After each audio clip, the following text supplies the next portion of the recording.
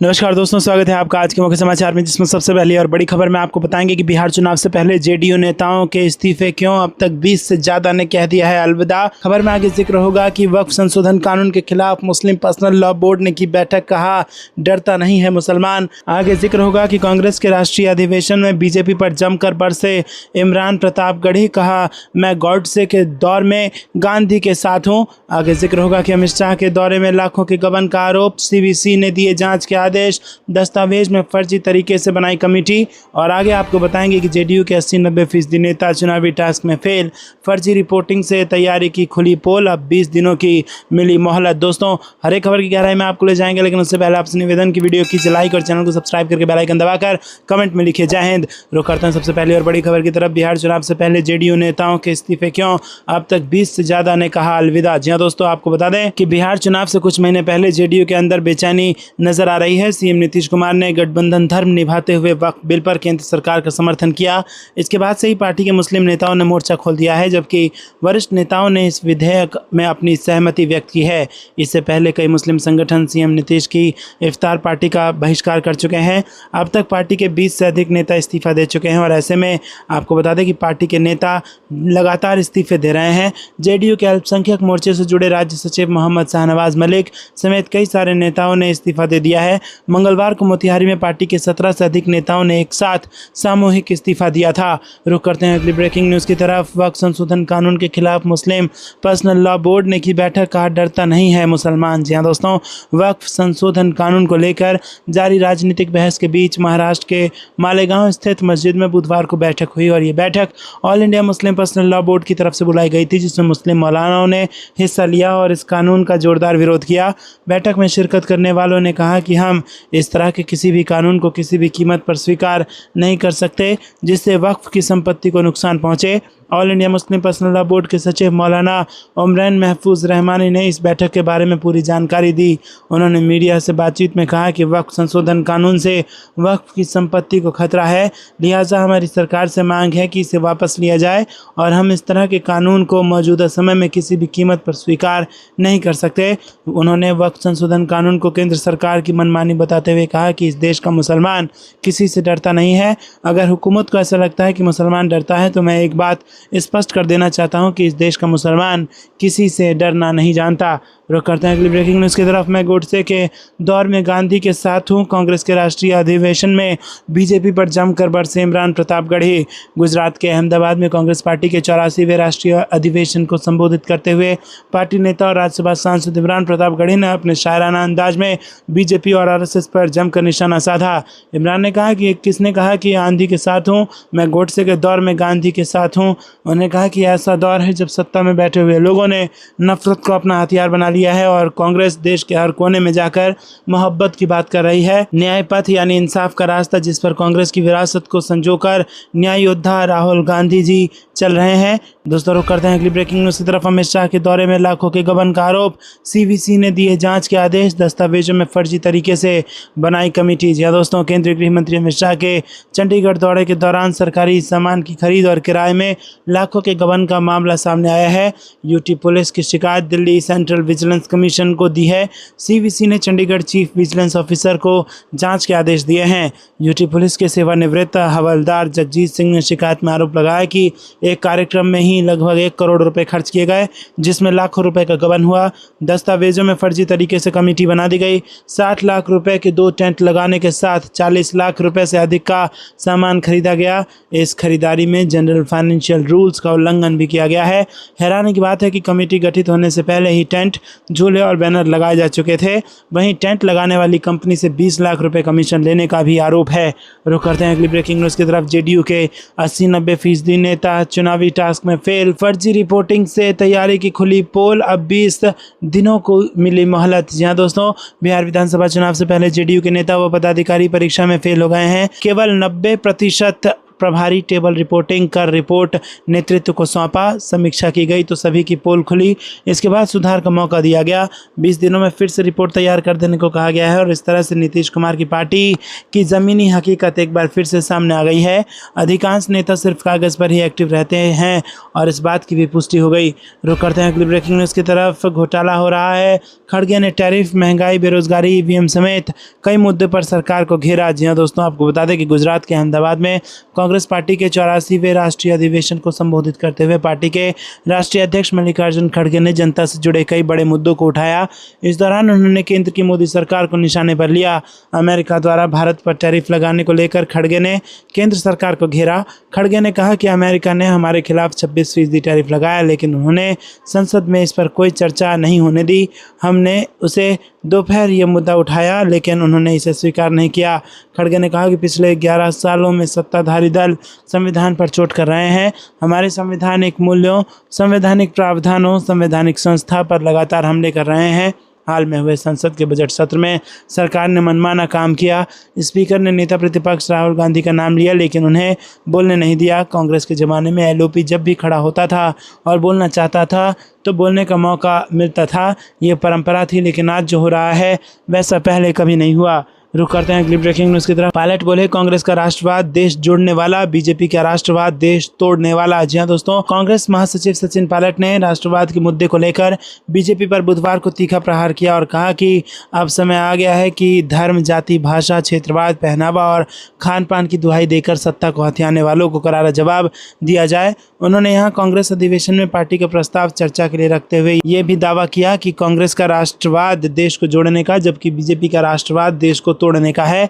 Pilot ने कहा कि देश में जो हालात बने हैं वो सबके सामने हैं। पिछले 10 साल में महंगाई, बेरोजगारी, आर्थिक असमानता और धार्मिक ध्रुवीकरण ने क्रूरता की सारी हदें पार कर दी हैं। उनका कहना था कि इसीलिए कांग्रेस अब नफरत, नकारात्मकता और निराशा के वातावरण को बदलकर न्याय और संघर्ष के रास्ते पर चलने के लिए प्रतिबद्ध है। पायलट ने बीजेपी पर निशाना साधते हुए कहा कि जो लोग राष्ट्रवाद का चोला ओढ़कर वोट बटोरने का काम करते हैं, मैं उन्हें बता दूं कि कांग्रेस पार्टी का जन्म देश की आज़ादी के लिए हुआ था। रुक करते हैं अगली ब्रेकिंग न्यूज़ की तरफ। कैशलेस इलाज योजना में देरी पर सुप्रीम कोर्ट सख्त, केंद्र को लगाई फटकार, मांगा स्पष्टीकरण। जी हां दोस्तों, मोटर दुर्घटना पीड़ितों के लिए कैशलेस चिकित्सा उपचार में देरी को लेकर सुप्रीम कोर्ट ने केंद्र सरकार को फटकार लगाई है। साथ ही अदालत ने सड़क परिवहन मंत्रालय के सचिव को वीडियो कॉन्फ्रेंसिंग के जरिए स्पष्टीकरण देने के लिए तलब किया। मामले में सुनवाई के दौरान जस्टिस अभय एस ओका और उज्जवल भुइयां की पीठ ने इस बात पर आपत्ति जताई कि 8 जनवरी के आदेश के बावजूद केंद्र सरकार ने इसका अनुपालन नहीं किया। कोर्ट ने आगे कहा कि 8 जनवरी को दिए गए आदेश के बावजूद केंद्र ने योजना को लागू नहीं किया, जो कि एक गंभीर उल्लंघन है। सुनवाई के दौरान जस्टिस अभय एस ओका और उज्जवल भुइयां की पीठ ने इस पर आपत्ति जताई। साथ ही कहा कि ये न केवल अदालत के आदेश का उल्लंघन है, बल्कि एक लाभकारी कानून को लागू करने में भी देरी हो रही है। रुक करते हैं अगली ब्रेकिंग न्यूज़ की तरफ। मोदी सरकार प्रत्यक्ष अप्रत्यक्ष करों की बोझ जनता पर लाद रही है। जी हाँ दोस्तों, आपको बता दें कि मोदी सरकार द्वारा प्रत्यक्ष अप्रत्यक्ष रूप से हर सेक्टर में कर बढ़ाने का आरोप लगाते हुए एआईपीएफ राज्य कार्य समिति सदस्य अजय राय ने एलपीजी सिलेंडर में वृद्धि पर अपनी प्रतिक्रिया देते हुए कहा कि देश की मोदी सरकार जनता को गैर जरूरी सवालों पर उलझाकर महंगाई बढ़ाने का काम कर रही है। उन्होंने कहा कि मोदी सरकार जब सत्ता में आई थी तो मई 2014 में कच्चे तेल की कीमत $106.85 प्रति बैरल थी और उस समय पेट्रोल व डीजल का बेस प्राइस क्रमशः 47.13 व 44.45 रुपये था। रुक करते हैं अगली ब्रेकिंग न्यूज़ की तरफ। बंगाल में लागू नहीं होगा वक्फ संशोधन कानून, अल्पसंख्यकों की और उनकी संपत्ति की करूंगी रक्षा, ममता बनर्जी का बयान। जी दोस्तों, पश्चिम बंगाल की मुख्यमंत्री ममता बनर्जी ने कहा कि राज्य में वक्फ अधिनियम लागू नहीं किया जाएगा। कोलकाता में जैन समुदाय के एक कार्यक्रम को संबोधित करते हुए बनर्जी ने कहा कि वो अल्पसंख्यकों की ओर और उनकी संपत्ति की रक्षा करेंगी। मुख्यमंत्री बनर्जी ने कहा कि मैं जानती हूं कि वक्फ अधिनियम के लागू होने से आप दुखी हैं, आप भरोसा रखें, बंगाल में ऐसा कुछ नहीं होगा जिससे कोई बांट कर राज कर सके। तृणमूल कांग्रेस की प्रमुख ममता बनर्जी ने लोगों से उन लोगों की बातों पर ध्यान नहीं देने की अपील की जो उन्हें राजनीतिक आंदोलन शुरू करने के लिए उकसाते हैं। जाहिर तौर पर मुर्शिदाबाद जिले में वक्फ विधेयक को लेकर मंगलवार को हुई हिंसा का जिक्र करते हुए उन्होंने कहा कि बांग्लादेश के सीमावर्ती क्षेत्रों की स्थिति देखिए, वक्फ विधेयक को अभी पारित नहीं किया जाना चाहिए था। बंगाल में हमारे पास 33% अल्पसंख्यक हैं, मैं उनके साथ क्या करूंगी। रुक करते हैं अगली ब्रेकिंग न्यूज़ की तरफ। दिल्ली में प्राइवेट स्कूलों और बीजेपी के बीच गठजोड़ का आम आदमी पार्टी ने लगाया आरोप, अभिभावकों को दिया जा रहा है धोखा। जी हाँ दोस्तों, दिल्ली की राजनीति में में एक बार फिर शिक्षा को लेकर बड़ा विवाद खड़ा हो गया है। आम आदमी पार्टी के वरिष्ठ नेता और विधानसभा में नेता प्रतिपक्ष आतिशी ने एक महत्वपूर्ण प्रेस कॉन्फ्रेंस में निजी स्कूलों और भारतीय जनता पार्टी के बीच कथित साठगांठ का बड़ा खुलासा किया है। आतिशी ने आरोप लगाया कि दिल्ली सरकार और निजी स्कूलों के मालिकों के बीच मिलीभगत से माता पिता और अभिभावकों को धोखा दिया जा रहा है। उन्होंने बताया कि रविवार को दिल्ली के कुछ बड़े निजी स्कूलों के मालिकों और मंत्री आशीष सूद के बीच एक गोपनीय बैठक हुई और इस बैठक में स्कूल मालिकों को यह आश्वासन दिया गया कि सरकार उनके खिलाफ कोई कार्रवाई नहीं करेगी। इतना ही नहीं, उन्हें यह भी भरोसा दिलाया गया कि जल्द ही दिल्ली सरकार एक ऐसा आदेश जारी करेगी जिसमें उन्हें हर साल 10% फीस बढ़ाने की खुली छूट दी जाएगी। आपको क्या कुछ लगता है दोस्तों, कमेंट में जरूर बताइए। वीडियो को लाइक नहीं किया तो लाइक भी जरूर कीजिएगा। रुक करते हैं अगली ब्रेकिंग न्यूज़ की तरफ। सुप्रीम कोर्ट इस दिन करने जा रहा है वक्फ कानून के खिलाफ दाखिल याचिकाओं पर सुनवाई। कपिल सिब्बल ने अर्जेंट हियरिंग की मांग की थी। जी हां दोस्तों, वक्फ संशोधन अधिनियम 2025 को लेकर दाखिल याचिकाओं पर सुप्रीम कोर्ट 15 अप्रैल को सुनवाई कर सकता है। सीनियर एडवोकेट कपिल सिब्बल, अभिषेक मनु सिंघवी और निजाम पाशा ने कोर्ट से जल्द सुनवाई का अनुरोध किया था। कानून को लेकर सुप्रीम कोर्ट में अब तक 15 याचिकाएं दाखिल हो चुकी हैं। मुख्य न्यायाधीश संजीव खन्ना ने सोमवार को आश्वासन दिया था कि वो चैम्बर में याचिकाओं को देखेंगे और उन्हें सुनवाई के लिए लगाने पर विचार करेंगे। जब कपिल सिब्बल ने याचिकाकर्ताओं की तरफ से मामला चीफ जस्टिस संजीव खन्ना के सामने रखा तो सीजेआई ने उन्हें रोकते हुए कहा कि इस तरह के अनुरोध पर विचार की अलग प्रक्रिया है। कोर्ट ने तत्काल सुनवाई से मना किया लेकिन कहा कि याचिकाओं को जल्द ही लिस्ट किया जाए। सुप्रीम कोर्ट की वेबसाइट पर सुनवाई की अनुमानित तारीख 15 अप्रैल लिखी है। चीफ जस्टिस संजीव खन्ना ने कपिल सिब्बल को रोकते हुए कहा कि इस तरह के अनुरोध पर विचार की अलग प्रक्रिया है। वो चैम्बर में याचिकाओं को देखेंगे और उन्हें सुनवाई के लिए लगाने पर विचार करेंगे। चीफ जस्टिस संजीव खन्ना ने कहा था कि जल्द सुनवाई के अनुरोध को लेकर पहले ही व्यवस्था बनी हुई है, आपको यहाँ इसे रखने की कोई ज़रूरत नहीं थी। रुक करते हैं अगली ब्रेकिंग न्यूज़ की तरफ। अमेरिकी टैरिफ पर सबसे बड़ी चिंता, प्रधानमंत्री की चुप्पी, लोगों का भरोसा बनाए रखने के लिए बयान दे पवन खेड़ा का बयान। जी हां दोस्तों, अमेरिका द्वारा टैरिफ लगाए जाने पर कांग्रेस नेता पवन खेड़ा ने कहा कि सबसे बड़ी चिंता प्रधानमंत्री की चुप्पी है। अमेरिका हमारे देश, हमारे शेयर बाजार, हमारी अर्थव्यवस्था का खुलेआम मजाक उड़ा रहा है और प्रधानमंत्री चुप हैं। कनाडा, चीन, ताइवान, ब्रिटेन, यूरोपीय संघ सभी ने अपने अपने तरीके से जवाब दिया है या जवाब देने की तैयारी कर रहे हैं। पवन खेड़ा ने कहा कि यहाँ हमें नहीं पता, विपक्ष को नहीं पता, देश की जनता को नहीं पता कि अमेरिकी टैरिफ को लेकर भारत सरकार की रणनीति क्या है। प्रधानमंत्री को अर्थव्यवस्था, शेयर बाजार पर लोगों का भरोसा बनाए रखने के लिए बयान देना चाहिए और सभी को विश्वास में लेना चाहिए, लेकिन देश को भरोसे में लेने के बजाय प्रधानमंत्री ने चुप्पी साध ली है। कांग्रेस कार्य समिति की बैठक और एआईसीसी अधिवेशन पर भी पवन खेड़ा ने बयान दिया। उन्होंने कहा कि यह ऐतिहासिक होने जा रहा है और इसके नतीजे भी ऐतिहासिक होंगे। देश में निराशा का माहौल है, कांग्रेस उस निराशा के माहौल से निपटने के लिए अपनी जिम्मेदारी लेने के लिए तैयार है। रुक करते हैं अगली ब्रेकिंग न्यूज़ की तरफ। ट्रिपल इंजन सरकार जनता को दे रही झटके, एलपीजी सिलेंडर की कीमत में बढ़ोतरी को लेकर कुमारी शैलजा ने बीजेपी पर बोला हमला। जी हां दोस्तों, आपको बता दें कि कांग्रेस सांसद कुमारी शैलजा ने गैस सिलेंडर में किए गए 50 रुपये की बढ़ोतरी को लेकर बीजेपी सरकार पर हमला बोला है। उन्होंने कहा है कि भाजपा की ट्रिपल इंजन की सरकार अब जनता को झटके पर झटके दे रही है। ये सरकार अपने ही संकल्प यात्रा के वादों से मुकर रही है। हरियाणा सरकार ने बजट में लक्ष्मी योजना के तहत हर महीने हर महिला को 2100 रुपये देने की घोषणा तक का कोई जिक्र नहीं किया, तो दूसरी तरफ केंद्र सरकार ने हर घर गृहिणी योजना के तहत हर महिला को 500 रुपये में गैस सिलेंडर देने की घोषणा की थी, मगर उसमें भी 50 रुपये की वृद्धि कर दी। रुक करते हैं अगली ब्रेकिंग न्यूज़ की तरफ। तेजस्वी यादव ने बिहार के लोगों को पक्का घर देने का किया वादा, कहा वृद्धा पेंशन भी बढ़ाएंगे। जी हां दोस्तों, बिहार में इस साल होने वाले विधानसभा चुनाव से पहले तेजस्वी यादव ने बड़ा बयान दिया है। आरजेडी नेता तेजस्वी यादव ने मंगलवार को कहा कि बिहार में आरजेडी के नेतृत्व में सरकार बनने पर गरीबों को मकान दिया जाएगा। पूर्व डिप्टी सीएम ने कहा कि जिस दिन आपका बेटा भाई तेजस्वी यादव बनेगा उस दिन गरीबों को पक्का मकान देने का काम किया जाएगा। तेजस्वी यादव ने कहा कि हमारी सरकार बनेगी तो माई बहन योजना के माध्यम से महिलाओं को 2500 रुपये प्रति महीने दिए जाएंगे, लोगों को 200 यूनिट फ्री बिजली दी जाएगी और साथ ही वृद्धा पेंशन और विकलांग पेंशन को भी बढ़ाया जाएगा। तेजस्वी ने कहा कि नीतीश कुमार मेरे अभिभावक हैं, उनकी उम्र ज़्यादा हो गई है, मुझे चिंता हो गई, उनके हालात को देखकर पूरा देश जान रहा है। रुक करते हैं अगली ब्रेकिंग न्यूज़ की तरफ। ट्रंप ने कर दिया भ्रम का पर्दाफाश, बाजार में बड़ी गिरावट के बहाने पीएम मोदी पर राहुल गांधी का वार। जी हां दोस्तों, शेयर बाजार में आए हाहाकार और अमेरिकी राष्ट्रपति डोनाल्ड ट्रंप द्वारा लगाए गए रेसिप्रोकल रेसिप्रोकल टैरिफ के कारण कई देशों के शेयर बाजार में आई बड़ी गिरावट के बीच लोकसभा में नेता विपक्ष राहुल गांधी ने प्रधानमंत्री नरेंद्र मोदी पर हमला बोला है और कहा है कि अमेरिकी राष्ट्रपति ट्रंप ने भ्रम का पर्दाफाश कर दिया है। इसके साथ ही गांधी ने कहा कि भारत को एक लचीली उत्पादन आधारित अर्थव्यवस्था बनानी होगी। कांग्रेस नेता राहुल गांधी ने एक्स पर कहा कि ट्रंप ने भ्रम का पर्दाफाश कर दिया है, वास्तविकता सामने आ रही है। पीएम मोदी कहीं दिखाई नहीं दे रहे हैं। उन्होंने कहा कि भारत को वास्तविकता को स्वीकार करना होगा।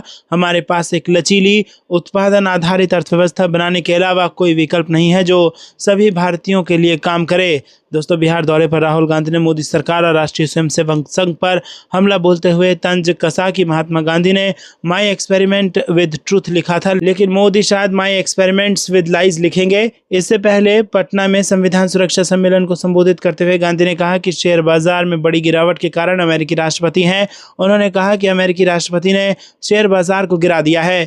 रुक करते हैं अगली ब्रेकिंग न्यूज की तरफ। आरएसएस की विचारधारा के खिलाफ थे पटेल, उनकी विरासत पर संघ के लोगों का दावा हास्यास्पद। मल्लिकार्जुन खड़गे का बयान। जी हां दोस्तों, कांग्रेस अध्यक्ष मल्लिकार्जुन खड़गे ने मंगलवार को भारतीय जनता पार्टी और राष्ट्रीय स्वयंसेवक संघ पर तीखा हमला बोला और आरोप लगाया कि पिछले कई सालों से कई राष्ट्रीय नायकों को लेकर एक सोचा समझा षड्यंत्र चलाया जा रहा है।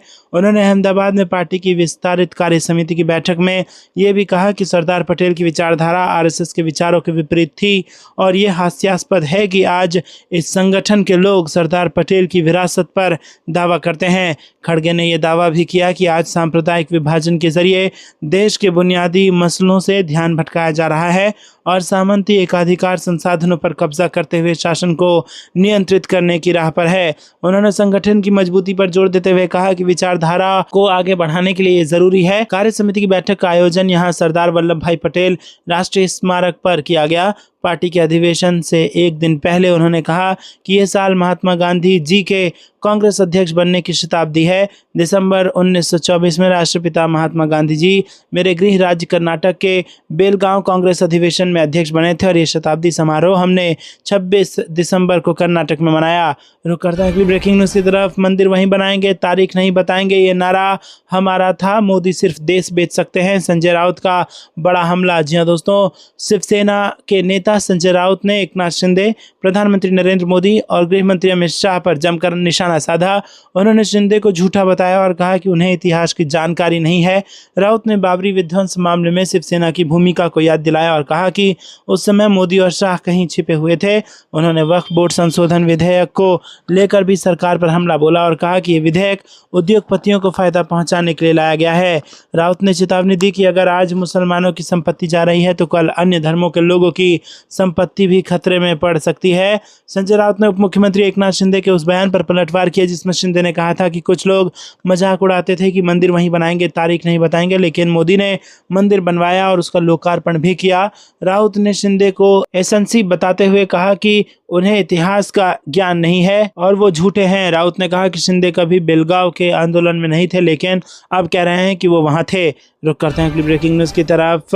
हो गया खुलासा, महाराष्ट्र इलेक्शन में ईवीएम में हो रहा था खेल, बैलेट पेपर में बीजेपी की निकल गई हवा, शरद पवार की पार्टी ने मार ली बाजी। जी हाँ दोस्तों, आपको बता दें कि सतारा जिले की सह्याद्री सहकारी शक्कर कारखाना के चुनाव परिणामों ने महाराष्ट्र की राजनीति में नई चर्चा को जन्म दे दिया है।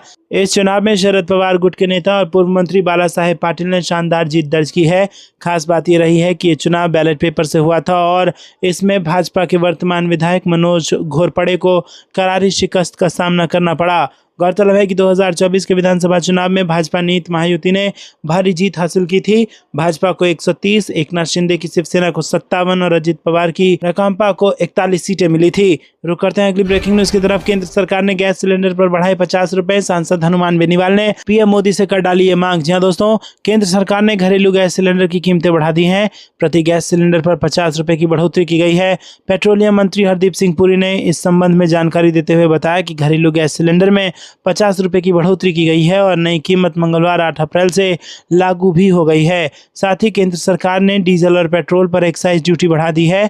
एक्साइज ड्यूटी में प्रति लीटर 2 रुपए की बढ़ोतरी की गई है, लेकिन इसका भार आम उपभोक्ताओं पर नहीं पड़ेगा।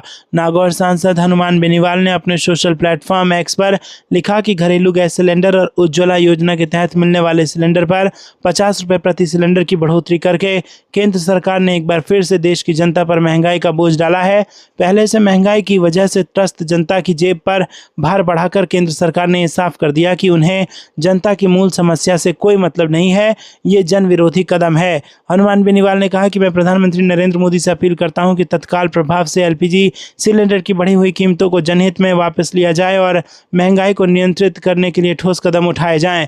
रुक करते हैं अगली ब्रेकिंग न्यूज की तरफ। ममता सरकार को सुप्रीम कोर्ट से बड़ी राहत। सीजेआई ने कहा कैबिनेट के फैसलों की जांच करना कोर्ट का काम नहीं। जी हां दोस्तों, सुप्रीम कोर्ट ने पश्चिम बंगाल की ममता बनर्जी सरकार को बड़ी राहत देते हुए कलकत्ता हाई कोर्ट के फैसले के उस हिस्से को खारिज कर दिया जिसमें राज्य द्वारा संचालित और सहायता प्राप्त स्कूलों में अतिरिक्त पदों के सृजन के बंगाल कैबिनेट के फैसले की जांच सीबीआई से कराए जाने का आदेश दिया गया था। आपको क्या कुछ लगता है दोस्तों, कमेंट में जरूर बताइए और वीडियो को लाइक नहीं किया तो लाइक जरूर कीजिएगा। रुक करते हैं अगली ब्रेकिंग न्यूज की तरफ। ट्रंप ने स्टॉक मार्केट की धज्जियां उड़ा दी। पटना में जमकर गरजे राहुल गांधी। जी हां दोस्तों, आपको बता दें कि लोकसभा में नेता प्रतिपक्ष राहुल गांधी बेगूसराय से सीधा पटना के श्री कृष्ण मेमोरियल हॉल पहुंचे और यहां आयोजित संविधान सुरक्षा सम्मेलन के न्याय का अधिकार विषय पर बोलते हुए उन्होंने शेयर मार्केट पर आए भूचाल पर अपनी प्रतिक्रिया दी। राहुल गांधी ने कहा कि अमेरिकी राष्ट्रपति ट्रंप ने शेयर मार्केट की धज्जियां उड़ा दी हैं।